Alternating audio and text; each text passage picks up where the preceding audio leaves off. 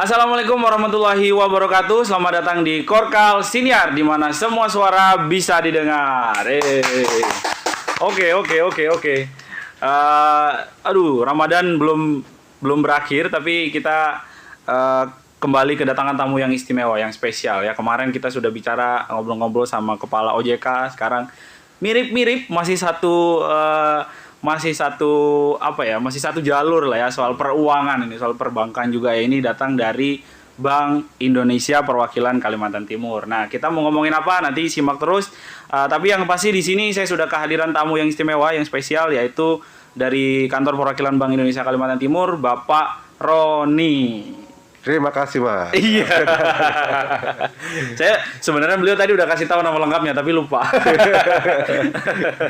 Siap. Apa kabar Bapak Roni? Ya, nama saya Roni Ferdiansyah. Saya kebetulan sekarang bertugas di Bank Indonesia sebagai Kepala Tim Implementasi Kebijakan Sistem Pembayaran dan Pengawasan Pengelolaan Uang Rupiah. Oke, gokil. Panjang banget ya. Gokil ya. Panjang banget. Saya juga ngapalin juga pusing pas awal-awal. Tadi kalau ditanya sama orang tuh kerjanya sebagai apa? Sebagai kepala uangnya. Udah. Saya jawabnya udah di BI aja lah. Biar cepat gitu Pak ya. Cepat aja. Oke, siap Pak Roni. Sebelum mulai kita punya tradisi nih Pak. Kita mau ngasih tahu penonton tentang episode hari ini. Yang pasti Korkal Siniar artinya podcast, durasinya 10 menit sampai dengan 30 menit. Dan kalian akan menyaksikan wajah ini selama 30 menit ke depan. Yang mau tidak mau harus diterima karena wajah saya tidak bisa diapa-apain. Yang kedua, kalau kalian menonton video ini dari awal sampai akhir tidak ada iklan di tengah-tengahnya, bukan berarti kalian sedang menikmati konten YouTube Premium, bukan. Semata-mata karena memang channel ini belum ada iklannya ya. Jadi tolong dibantu like, comment, dan subscribe supaya channel kita makin besar dan bisa menghadirkan lebih banyak orang untuk didengar suaranya. Karena di Korkal Siniar semua suara bisa didengar. Oke, kita langsung tanya-tanya aja ke beliau, ini sudah siap sekali sepertinya. Kantor Bank Indonesia perwakilan Kalimantan Timur sebenarnya lokasinya tidak cukup jauh Pak ya dari studio ini Pak ya. Tapi buat menghubungi atau mendatangkan orang-orang dari Bank Indonesia Kaltim tuh tidak mudah gitu. Karena saya mencoba menghubungi mereka dari mungkin sebulan yang lalu. Hari ini baru bisa hadir. Alhamdulillah ya, sebuah kehormatan buat Korkal Siniar. Pak Roni, kan Bapak sekarang bertugas di Bank Indonesia sebagai orang yang mengurusi atau berfokus terhadap implementasi penggunaan uang Pak ya. Betul. Nah, Bank Indonesia baru-baru ini mengeluarkan serial khusus ya, atau nanti dikoreksi kalau saya salah Pak. Uang UPK ya namanya Pak, UPK 75.000.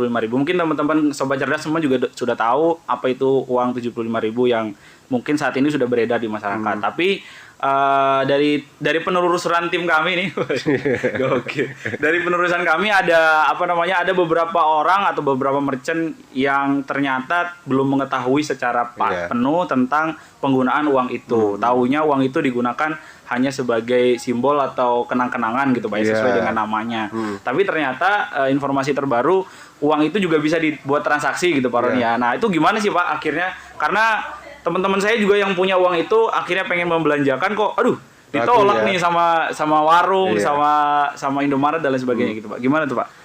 Ya, jadi sebenarnya kalau secara prinsip namanya semua uang yang dikeluarkan oleh Bank Indonesia itu pasti berlaku sebagai legal tender. Oke, siap. Alat pembayaran yang sah ya. Oke, siap. Jadi mungkin Mas siapa tadi kita belum kenalan loh. Oh iya. Nama saya Rusdi Pak. Rusdi alias si Lanteh Pak. Coba ini gambarnya Pak. Oh, si Lanteh itu apa? Lanteh itu dalam bahasa Kutai artinya cerewet Pak. Banyak bicara gitu. Pas lah jadi ini. Pas Pak ya. Oke. Silakan Pak. Jadi gini Mas Rusdi, pada prinsipnya ketika BI mengeluarkan suatu jenis pecahan uang, apapun itu ya, baik itu uang dalam kondisi normal ya, artinya nggak ada peringatan umum, ataupun ketika uang tersebut berlaku sebagai uang yang kita keluarkan dalam peringatan tertentu. Siap. Itu berlaku sebagai alat pembayaran yang sah. Mungkin Mas Rusdi ingatlah beberapa waktu yang lalu di tahun 2016 kan BI pernah mengeluarkan 16 jenis pecahan ya. Siap, yang baru Pak ya. Pengganti yang lama Pak ya. Betul. Nah, itu kan kami juga mengeluarkan uang tersebut dalam bentuk khusus. Dalam uncut banknotes. Kalau uncut banknotes itu istilahnya uang yang tersambung. Oh, uang yang tersambung. Uang tidak terpotong. Siap. Itu ada yang dalam 2 lembaran digabung, ada juga dalam 4 lembaran tergabung, ada juga dalam satu plano. Satu plano tuh yang masih satu besar gitu. Satu lembaran besar lah. Oke. Siap. Itu apakah berlaku sebagai alat pembayaran yang sah? Iya. Kalau Mas Rusdi kalau punya nih beli nih. Misalkan harga 200.000 tuh kalau nggak salah kita jual sekitar 240 ribuan ya. Harga jualnya. Oke, siap. Memang berbeda. Nanti saya jelaskan bedanya dengan UPK 75 ya. Oke, siap. Nah, Mohon izin Pak Roni saya potong Pak. Boleh agak melihat ke kamera Pak? Oh gitu ya? Iya. Saya pengen ngeliatin Mas Rusdi, Pak. Pengen ngeliatin Mas Rusdi mulu soalnya. Siap. Oke. Jadi ketika kita mengeluarkan itu, memang berlaku sebagai alat pembayaran yang sah ya. Kalau misalnya Mas Rusdi potong uang tersebut. Oh, harus dipotong dulu. Tapi kan sayang. Iya, karena harga bagus ya. beda. Ya, Siap. Nah, kemudian ke uang 75. Uang 75 kenapa sih kita keluarkan? Karena pada prinsipnya kita ingin memberikan kepada masyarakat ya apresiasi berupa apresiasi terhadap kemerdekaan kita yang sudah 75 yang 75 tahun. Oke, siap. Makanya kita mengeluarkan uang peringatan kemerdekaan sebesar 75.000 nominalnya. Oke. Yang kami cetak sebanyak 75 juta lembar. Oh, semuanya 75 juta. Terbatas. Oke. Kenapa kita membatasi? Memang karena kita pengen memberikan istilahnya ada semacam kebanggaan buat warga yang memiliki. Punya. Oke, gitu. Siap. Memang dari itu aja juga menjadi dasar. Oh, sayang ya kalau dibelanjakan. Betul, itu prinsipnya siap. betul. Cuma bukan berarti ketika kita mau belanjakan uang tersebut jadi nggak bisa. Salah. Itu persepsi yang salah. Siap. Karena seluruh uang, semua jenis pecahan uang yang kami keluarkan dari Bank Indonesia itu pasti merupakan alat pembayaran yang sah. Oh, itu dia. Siap. Itu prinsip utama yang harus dipegang lah. Oke, itu dia teman-teman ya, harus diingat tuh. Bisa buat beli, bisa buat belanja. Buat souvenir bisa. Souvenir bisa. Buat mas kawin, Mas Rusdi udah. Sudah Pak, ada. Oh, udah. Kirain mau buat mas kawin lagi. Oh, enggak. Jangan Pak. Nonton nanti dia Pak. Bisa juga buat yang sekarang kan mau lebaran nih, mau Idul Fitri. Betul. Buat angpau. Gitu. Akan lebih istimewa Pak ya karena 75.000. Betul. Oke, tapi pada dasarnya bisa untuk menjadi alat pembayaran yang betul sah. Sekali. Oke, siap. Nah, itu dia teman-teman. Tadi Bapak mengatakan menyinggung terkait uang yang sambung itu Pak. Saya pernah suatu kali berkunjung ke Museum Bank Indonesia di Jakarta, itu ada beberapa yang memang masih tersambung. Betul. Nah, kalau masyarakat mau mendapatkan itu tuh gimana sih Pak? Tinggal ditukar aja ke Bank Indonesia. Langsung ke Bank Indonesia? Langsung aja. Oke, siap. Jadi nanti tinggal diinformasikan aja mau nukar pecahan berapa, segala macam ya. Nanti kita tinggal siapkan. Oke, nah itu dia teman-teman. Jadi kalau misalnya pengen mas kawin nih biasanya Pak ya, mas kawin atau hadiah spesial lah ya buat siapa gitu, bisa ke Bank Indonesia. Kantornya di Jalan Gajah Mada ya. Mungkin saya juga tadi pengen ngejelasin yang tadi Mas Rusdi sempat bilang ya. Gimana Pak? Terkesan tuh BI agak tertutup ya. Enggak kok. Oh ya, boleh Pak dijelasin Pak.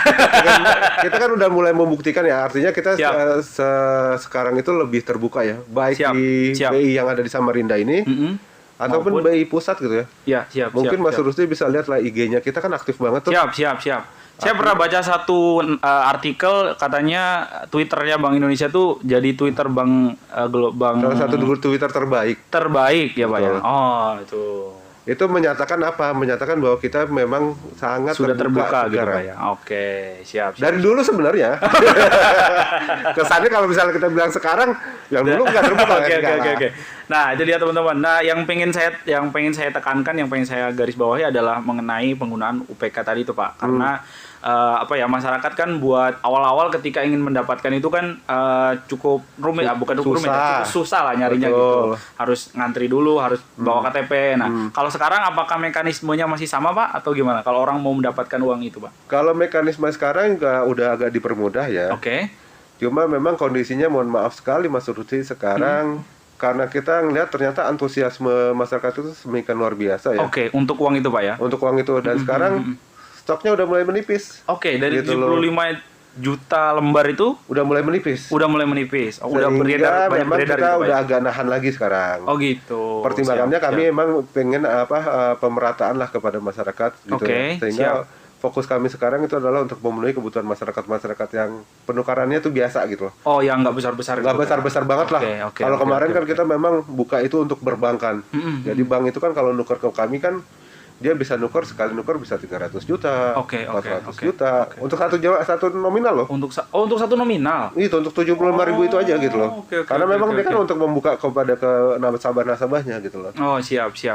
Kalau sekarang ya kita udah mulai kondisinya kita mulai agak agak tahan sedikit gitu ya. Oke. Jadi tapi kalau misalnya masyarakat pengen menukar kepada BI tetap bisa, Pak ya? Tetap bisa. Oke, syaratnya sama, Pak ya? Bawa KTP?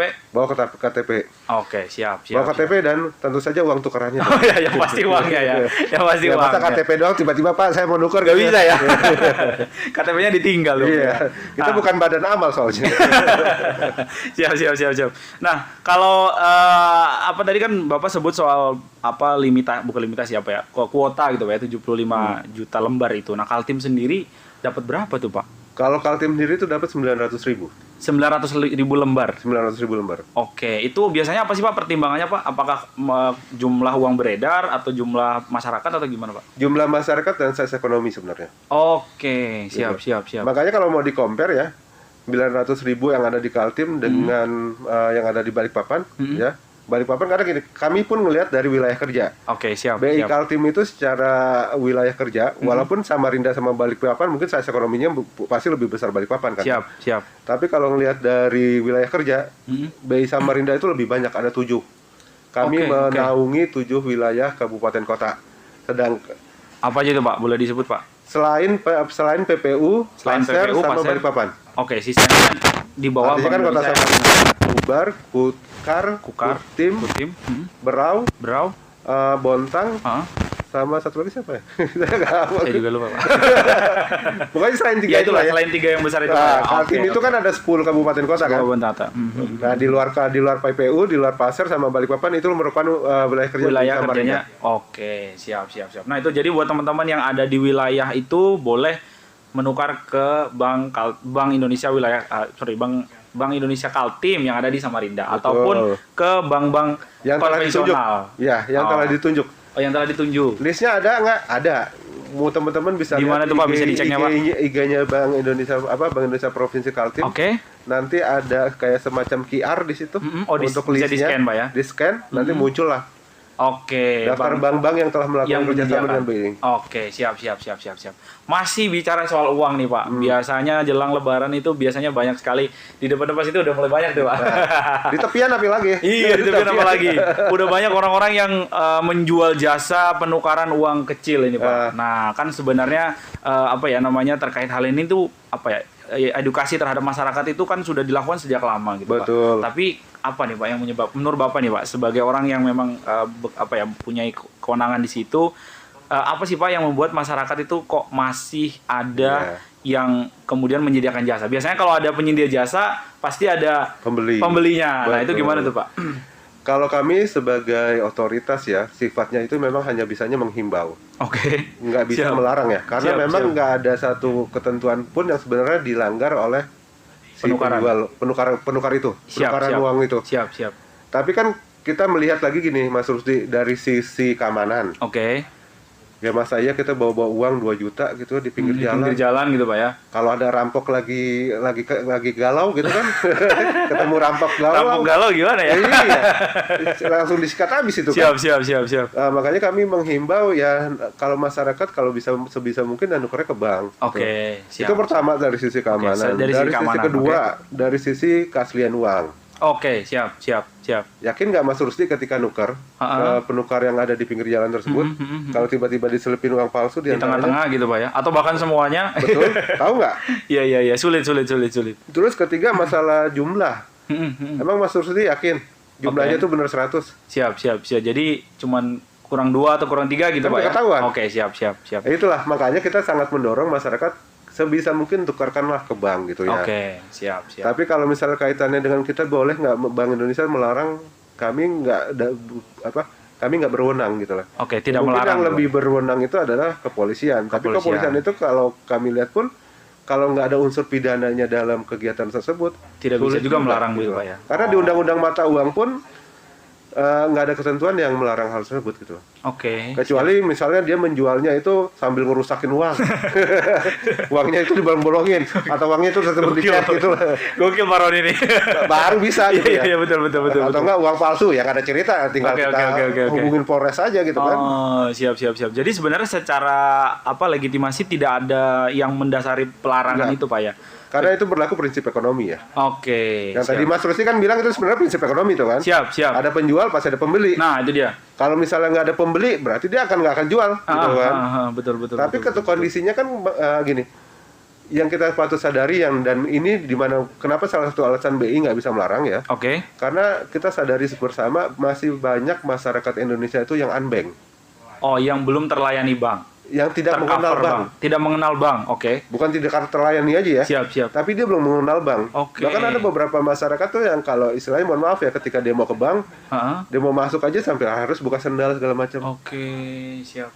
Itu nggak hanya itu tipikal masyarakat Indonesia banyak yang seperti itu. Oke, siap. Makanya di satu sisi juga edukasi dan peningkatan literasi di masyarakat itu harus terus kita lakukan. Siap. Tugas semua pihak Pak ya. Betul, termasuk juga teman-teman dari media seperti ini gitu. Siap. Sobat cerdas harus tahu. Iya. Pak tadi juga tapi kan ada beberapa hal kemudian Pak yang kalau saya tangkap itu bisa membuat budaya ini tuh terus berjalan gitu Pak. Betul. Pertama yang Bapak bilang tadi karena memang secara edukasi literasi keuangan kita masih belum baik. Betul. Nah yang kedua nih Pak, ada juga yang kasus baru-baru ini ketika mereka datang ke bank kemudian kurang terlayani dengan baik. Betul. Karena kesel akhirnya udahlah gue beli di pinggir jalan aja gitu. Nah itu gimana tuh Pak? Ya itu kembali lagi ke masalah faktor kesabaran masyarakat juga sih kalau harus sabar. Jadi gini, soalnya gini kan, ini kan momennya momen Lebaran ya. Semua orang perlu. Siap. Jadi ketika misal masyarakat yang nggak biasa ke bank, tiba-tiba karena dia tahu nih, ada kantor cabang ini buka gitu ya. Nyerbulah ke situ kan. Oke. Tiba-tiba rame. Dia kesel. Iya. Terus nyalahin kita, kan nggak fair juga gitu loh. Iya betul. Artinya memang harus dilihat lagi dari case by case ya. Tapi yang pasti Mas Dusri dan teman-teman ya, kita dapat memastikan bahwa Bank Indonesia terus menyiapkan itu. Artinya kita siapkan uangnya. Kecukupan uangnya pasti ada. Oke, siap. Kalau tanya kecukupan nih Pak, tahun ini Pak 2021 khusus untuk Idul Fitri aja Pak. Ramadan Idul Fitri berapa tuh Pak yang disiapkan Bank Indonesia? Yang kita siapkan itu sekitar 4,1 triliun. 4,1 triliun. Oke. Nah, itu ya warga Kaltim ya, 4,1 triliun banyak itu. Kagak habis kalau misalnya kalian kalau kita ngeliat kasananya udah kayak papan gober kita kan udah bisa berenang kita di uang gitu kan. 4,1 triliun jadi teman-teman tidak usah khawatir untuk kekurangan gitu stok uang kecil gitu kan. Biasanya teman-teman ini untuk apalagi Lebaran tahun ini juga tidak seheboh Lebaran tahun-tahun sebelumnya gitu. Ya. Mungkin saran saya nih pakai aplikasi aja lah. Betul. Ditransfer aja ya Pak. Betul. Ya. Memang kondisinya kan masih belum memungkinkan ya kita istilahnya normal seperti biasa ya. Oke, siap. Dan kita pun sama-sama sadar ini belum apa-apa aja ya. Saya kebetulan kemarin udah rencana tuh saya mau liburan gitu kan. Liburannya kemana? Ya nggak usah jauh-jauh lah, ke Balikpapan gitu ya. Oke, ternyata dibatasi Pak ya. Ya mau nggak mau ya akhirnya kita harus nikmati Samarinda lah. Siap. Banyak kok Pak yang masih belum dieksplor Pak. Siap Pak. Kalau ini ada pertanyaan bodoh nih Pak menurut saya. Ini pertanyaan bodoh yang udah lama saya simpan ini. Walaupun saya udah sering ketemu sama teman-teman Bank Indonesia, tapi saya belum berani menanyakan pertanyaan ini. Nah ini nanti saya juga kasih jawaban bodoh juga. Iya nggak apa-apa Pak. Nggak apa-apa Pak. Distribusi uangnya yang ada di Bank Indonesia sampai kemudian sampai ke bank-bank yang ada di bank konvensional itu gimana sih Pak prosesnya Pak? Oh mungkin nanti lengkapnya itu Mas Rusdi harus lihat videonya ya. Dan mungkin siap. Misal nanti bisa ditayangin. Oh boleh. Kalau ada bahannya nanti kita boleh tayangkan. Tapi kalau secara umum ya, siapa sih yang cetak uang? Nah itu dia. Saya nanya ke Mas Rusdi deh. Peruri Pak, Peruri. Oke. Siap. Peruri itu kan istilahnya kayak tukang jahit ya. Tukang jahit, oke. Mohon maaf ya, bukan bermaksud mengunderestimate Peruri, tapi untuk istilahnya untuk memberikan gambaran ya. Siap. Bahwa BI lah yang punya ukuran baju. Oke. Desain BI. Tapi kan tentu saja ketika kita mau jahit baju, pasti kan kita akan konsultasi juga kan sama penjahit bajunya. Oke, dengan tailor. Mungkin nggak nih, gitu kan? Oke. Nah, itulah hubungan itulah yang kita jalin ke Peruri. Jadi ketika kita bilang ke Peruri, Peruri kita mencetak uang sebesar segini, sebesar ini, sebanyak ini. Bisa nggak? Terus Peruri kasih masukan. Terus benang pengamannya yang kita mau tanamkan ini. Terus Peruri kasih masukan. Unsur pengamannya yang kita mau masukkan ini. Peruri kasih masukan. Bahan yang kita mau gunakan seperti ini. Peruri kasih masukan. Semuanya itu berdasarkan diskusi ketika udah istilahnya udah sepakat gitu ya. Kita order lah ke Peruri. Peruri nyatakan uang tersebut. Kemudian setelah Peruri berhasil melakukan pencetakan, Peruri akan kasih ke kita. Oh, siap. Itu baru sampai dengan tahap pencetakan. Tahap pencetakan. Siap. Nah, pertanyaan lanjutannya kan, biasanya kan perbankan ataupun masyarakat umum akan nanya, gimana BI memastikan bahwa uang yang diterima BI itu sesuai order? Nah, itu dia. Siap. Ada kan pertanyaan seperti itu? Iya, betul. Nah, Mas Rusdi nggak nanya, saya nanya lah. Wah, dibalik ini. Kita sampling. Kita sampling terhadap uang yang kita terima dari Peruri. Kalau misalnya kurang gimana? Kita minta dilengkapin. Kalau lebih gimana? Kita kembalikan. Sampai pokoknya kita pastikan bahwa uang yang kita terima itu sebesar nominal yang kita order. Siap. Ya kan? Itu untuk memastikan gitu kan. Sehingga kalau ada concern, kok ada selisih kurang atau lebih, itu sangat jarang terjadi ketika uang tersebut kita terima, tapi kita bayarkan ke bank, itu terjadi selisih kurang atau lebih. Siap. Kemungkinan besar, kemungkinan kecil terjadi, tapi kemungkinan besar nggak akan mungkin terjadi. Nggak mungkin terjadi. Karena tadi kami coba membicarakan, betul. Kemudian setelah kami terima, kami nggak langsung mengedarkan tuh Mas Rusdi. Siap. Kami simpan dulu ke dalam kasanah uang kami, terus kami hitung berdasarkan permintaan dari masing-masing cabang kami. Siap. Ini ketika kita bicara di kantor pusat di Jakarta ya. Kemudian dari Jakarta nanti biasanya akan dikirimkan ke Balikpapan dulu. Kenapa Balikpapan? Karena secara moda transportasi lebih mudah untuk menjangkau Balikpapan. Nanti di Balikpapan disimpan dulu. Waktu tertentunya selanjutnya baru akan dikirimkan ke BI Samarinda. Siap. Nanti BI Samarinda akan kerjasama dengan bank untuk melakukan pendistribusian kembali, sampailah uang tersebut ke masyarakat. Panjang sekali ya teman-teman. Panjang sekali. Itu bicara untuk kota Samarinda yang masih istilahnya masih kota besar ya. Belum kalau lagi misalnya yang... untuk menjangkau pulau-pulau terpencil di Indonesia gimana? Kami ada namanya layanan kasih titipan. Layanan kasih titipan itu seperti apa sih? Kami menunjuk bank untuk bertindak layaknya BI di daerah tersebut. Misalnya bank apa tuh biasanya Pak? Misalnya kayak di Berau. Berau kan jauh tuh Mas Rusdi. Betul. Lumayan kan? 14 jam, 16 jam itu kalau misalnya perjalanan darat kan. Kalau nggak istirahat dulu itu Pak. Iya. Kalau nyasar dulu di wow kita. Nyasar dulu. Ya lanjut Pak. Sehingga kami pun kerjasama dengan BPD di sana. Bank Pembangunan Daerah Kaltim-Tara. Bank Kaltim-Tara. Cabang Tanjung Redep sebagai bank pengelola kasih titipan kami di Berau. Siap. Untuk apa sih? Untuk memenuhi kebutuhan uang yang masyarakat yang ada di Berau. Yang ada di Berau. Gitu. Siap. Panjang sekali ya prosesnya. Panjang sekali. Sama ini Pak, ini pertanyaan bodoh juga nih Pak. Tapi tolong dijawab dengan tidak bodoh Pak. Bercanda aja boleh kan? Iya, bercanda boleh. Jawaban bercanda gitu ya. Siap. Ini saya masih dengar bahkan dari teman-teman wartawan ini Pak. Masih saya dengar dari teman-teman wartawan. Sebenarnya saya udah tahu tapi kayaknya saya perlu tahu dengar dari Bapak langsung nih. Kenapa ketika ekonomi kita turun, kenapa Bank Indonesia tidak cetak uang banyak-banyak? Jawabannya jawaban bercanda sebenarnya. Siap, silakan. Ngapain harus nyetak banyak-banyak? Kalau pertumbuhan ekonominya nggak ada. Oke. Itu jawabannya sebenarnya. Siap. Logikanya kan gini ya. Logika simpelnya sebenarnya. Kenapa BI menyalakan pencetakan uang? Karena pertumbuhan ekonomi. Ya, ekonominya tumbuh, BI cetak. Betul. Siap. Tapi kan sekarang kita sama-sama sadari kan, ekonomi kita tumbuh nggak? Siap. Gitu. Pemerintah tahun ini targetnya 7,6 Pak. Wah, luar biasa. Tapi realisasinya gokil. Ya kan? Makanya kita kan menyesuaikan dari itu Mas Rusdi. Artinya kita nggak bisa nggak seenak mungkin ya. Kemarin kan juga sempat tuh ada masukan lah dari salah satu anggota dewan ya kalau nggak salah ya. Siap. Yang kenapa sih BI nggak melakukan pencetakan uang untuk menutup segala macam, nggak semudah itu gitu. Nah, bahkan anggota dewan juga ada yang mikir gitu loh. Betul, tapi kan itu udah dijelaskan panjang lebar ya sama Gubernur Bank Indonesia Pak Peri Warjio. Siap. Yang pada prinsipnya ya BI nggak semudah itulah untuk melakukan pencetakan uang untuk menutup istilahnya defisit anggaran kita, nggak bisa semudah itu. Siap. Banyak hal yang kami pertimbangkan, salah satunya tadi yang paling utama adalah pertumbuhan ekonomi. Pertumbuhan ekonomi. Apa sih Pak dampaknya Pak ketika jumlah uang yang beredar itu tinggi, banyak, tapi permintaannya nggak ada, tapi pertumbuhannya kecil atau permintaannya tidak ada, itu gimana tuh Pak? Paling mendasar itu inflasi, Pak. Inflasi, oke. Pasti, itu pasti. Siap.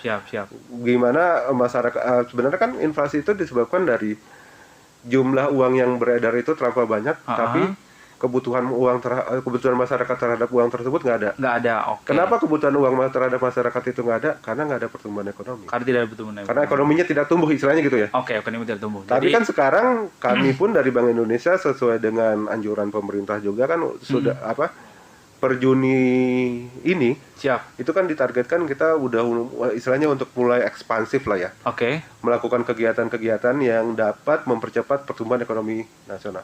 Pemulihan ekonomi nasional. PEN. Oh ya. Siap.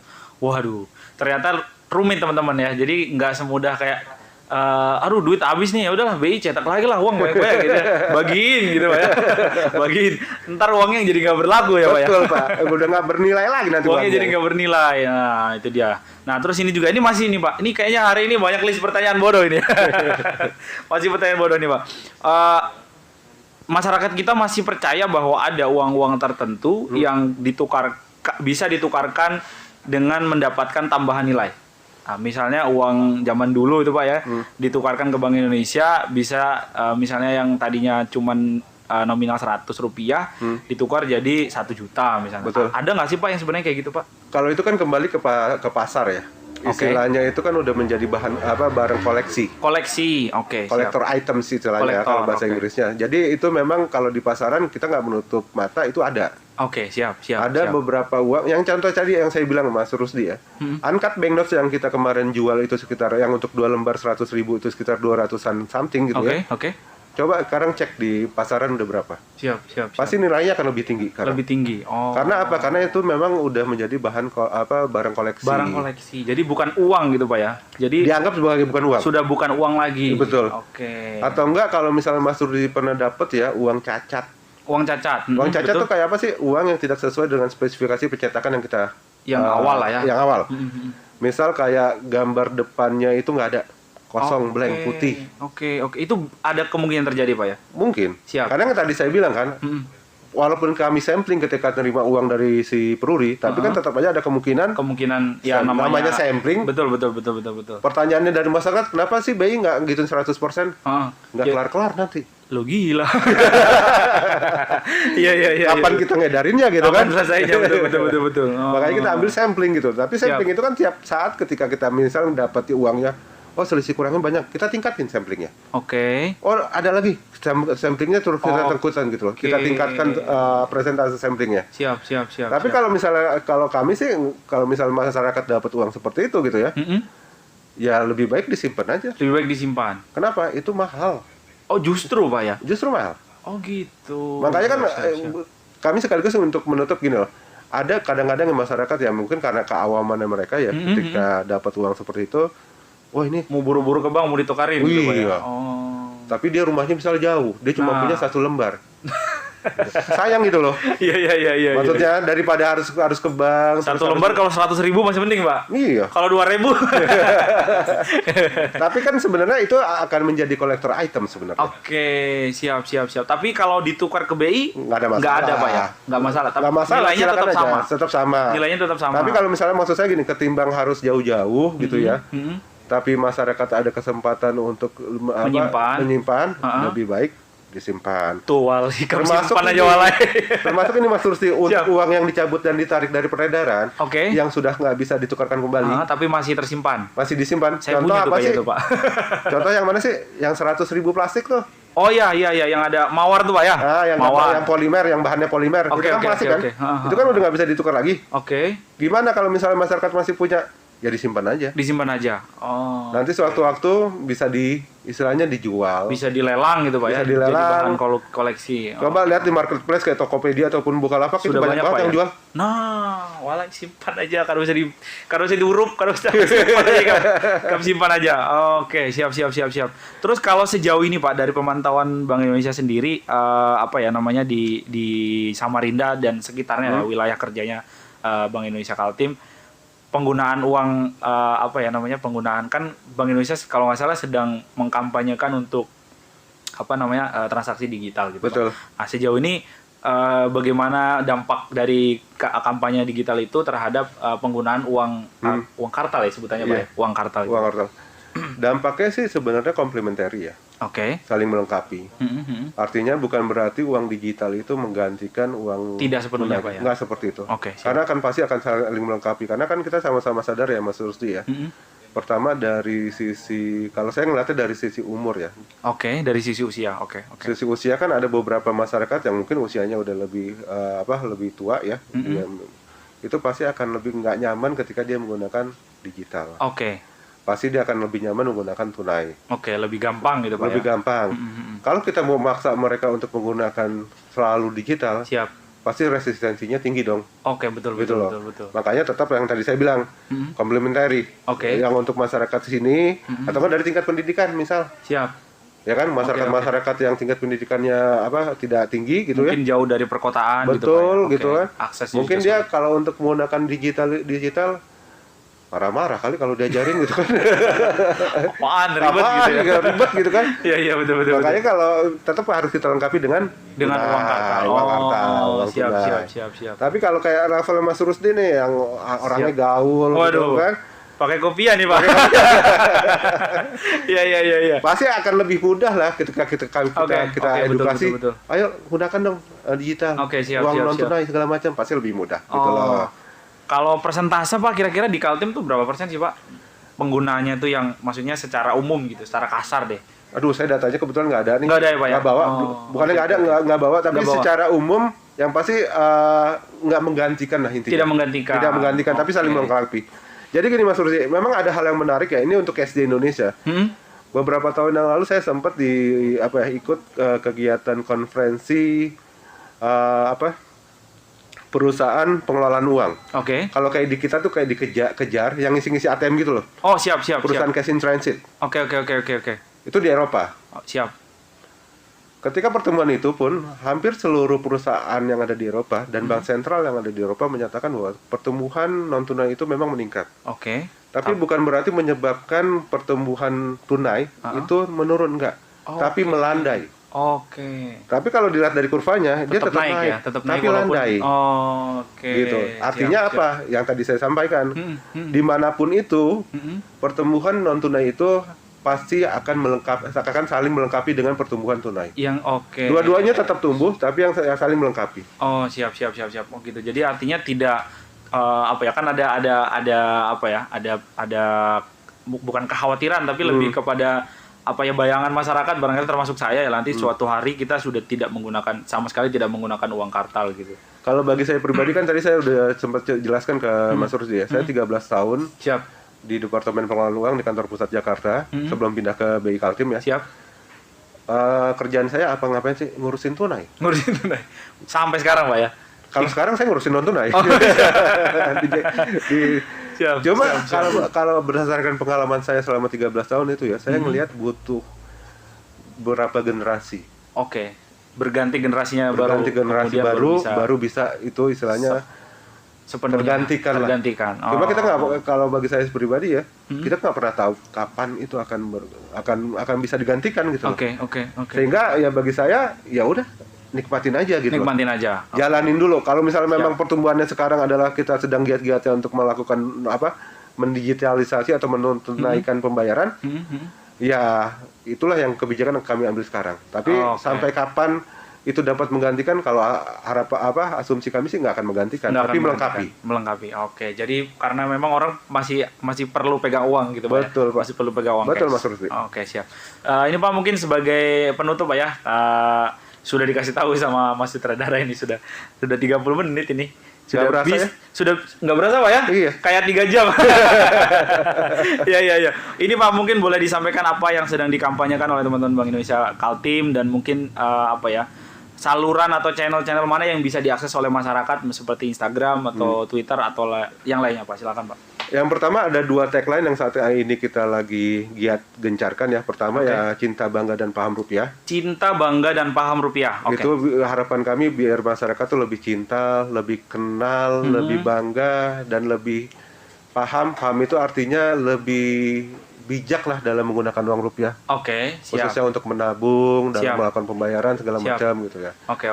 Itu satu tagline itu di sisi tunai ya. Oke. Kalau di sisi non tunai kami memang saat ini sedang sangat giat untuk mengkampanyekan penggunaan QRIS. QRIS. Betul. Oke, siap. Apa itu? Ya Apa itu? intinya adalah penyatuan QR dari berbagai PJSP, perusahaan jasa sistem pembayaran. Oke. Mungkin Pak Rusdi ingat ya beberapa tahun yang lalu ketika masuk nih ke kafe gitu kan. Harus itu kan pakai berderet tuh QR. Ya, Ada yang dari Gojek, Oppo segala macam gitu ya. Dengan adanya QRIS itu kami satukan. Jadi cukup satu QRIS. Satu QR. Oke. Gitu siap, loh. siap. Itu fungsi tujuannya apa ya? Ya untuk mengedukasi masyarakat untuk penggunaan non tunai gitu loh. Kenapa sih? Oke. Karena dengan masa pandemi Covid ini yang harus teman-teman ingat adalah salah satu media transmisi virus tersebut itu adalah uang tunai. Oh, itu di awal. Hati-hati, Pak. Itu agak serem kan gitu loh. Siap di pasar gitu, Pak ya. Betul. Oke. Tapi kalau masuk ke BI, uang tunai tersebut kami apakan? Jalani protokol kesehatan dia. Uangnya ada protokol kesehatan. Ada. Kami karantina. Diapain tuh uangnya, Pak? Ya pertama pasti dia Dicek suhu. Oh enggak ya? Uangnya dicek dia suhu. antigen sebenarnya. Oke. Siap, lanjut, Pak. Tapi yang pasti ketika dia masuk kami semprot kemasan uangnya tersebut, Siap. ya kan? Terus kami karantina selama beberapa hari. Oke. Ketika kami nilai cukup, uang tersebut baru kami olah. Baru dikeluarkan lagi. Dan pas mau keluar juga kami jalankan protokol kesehatan itu. Siap. Ini saya agak memperpanjang sedikit. Bagaimana cara masyarakat melakukan hal yang sama seperti yang BI lakukan untuk uang yang ada di rumah mereka? Nggak mungkin sih ya. Nggak mungkin, Pak ya? Karena kan masyarakat nggak mungkin karantina uang tersebut. Ntar nggak belanja dong. Kagak beli sayur ya? Iya, nggak beli sayur. Aduh. Tapi yang pasti masyarakat ya tetaplah jalankan protokol kesehatan yang udah ditetapkan oleh pemerintah saat ini. Siap. Ya insya Allah aman lah ya. Insya Allah aman. Ini saya pribadi nih Pak, saya jujur kalau saya hampir tidak pernah lagi menyimpan uang tunai di dalam rumah gitu Pak. Saya selalu paling tidak habiskan uangnya gitu, jadi tidak perlu dibawa pulang gitu. Nah, tapi kadang-kadang kalaupun akhirnya terpaksa harus ada yang disimpan karena ada yang dibayar nanti kurir dan lain sebagainya, itu saya semprot disinfektan Pak. Apakah itu aman? Atau sama, tidak? itu hal yang sama juga kita lakukan sebenarnya. Jadi kalau misalnya masyarakat seandainya pun mau menerapkan protokol itu ya silakan aja. Oke, selama tidak merusak uangnya Pak ya? Betul. Oke. Jangan semprot uangnya sampai basah. Sampai basah gitu loh. Biasa adanya aja lah. Adanya aja. Oke. Nah, tuh Al, jangan sampai kamu semprot pakai air lah. Dicuci Pak, dulu pernah juga dicuci Pak. Dicuci pakai deterjen. Sampai direndam gitu. Waduh, rusak uangnya. Iya. Oke. Apalagi yang selanjutnya Pak, kampanyenya Pak? Paling besaran kegiatan yang kami lakukan untuk saat ini 2 itu aja. Oke, siap. Kalau kanal-kanal yang bisa dihubungin Pak? Kalau kanal-kanal yang bisa dihubungi tentu saja Instagram kami. Instagram Bank Indonesia Provinsi Kalimantan Timur. Bank Indonesia Provinsi Kalimantan Timur. Oke. Nanti juga kalau misalnya mau lihat gambaran umum keseluruhan Bank Indonesia bisa masuk ke www.bi.go.id. Oke, gampang sekali lah ya. Ada WhatsApp atau Twitter Pak? Kalau WhatsApp belum ada. Kalau ya? Twitter juga kita kayaknya lebih aktif di Instagram. Oke, lebih aktif. Soalnya kan kalau misalnya Twitter kayaknya cuma cuitan doang Pak. Tulisan nggak ada gambar-gambar indah gitu kan ya. Siap. Oke, itu dia teman-teman ya. Jadi udah cukup jelas ya. Jadi ya, poinnya hari ini adalah uang 75.000 bisa dibuat belanja di warung Daeng depan tuh bisa ya. Yeah. Di Indomaret juga bisa, di Alfamidi bisa, semuanya bisa ya. Yang kedua tadi soal bagaimana menyimpan uang tadi boleh disemprot asal jangan merusak Pak ya. Nah, dan kanal-kanal yang sudah disampaikan oleh Pak Roni tadi ya. Terima kasih Pak Roni Pak sudah menyediakan waktu untuk hadir ke sini jauh sekali ya dari Jalan Gajah Mada. Jalan kaki tadi kita kayak. Ya, terima kasih juga buat teman-teman yang nonton dari awal sampai akhir. Jangan seperti biasa jangan lupa untuk like, comment dan subscribe. Bagikan video ini ke teman-teman yang lain supaya juga teman-teman yang lain dapat informasi yang sama seperti yang kalian tonton hari ini. Terima kasih. Nama saya Rusdi pamit. Assalamualaikum warahmatullahi wabarakatuh. Oke.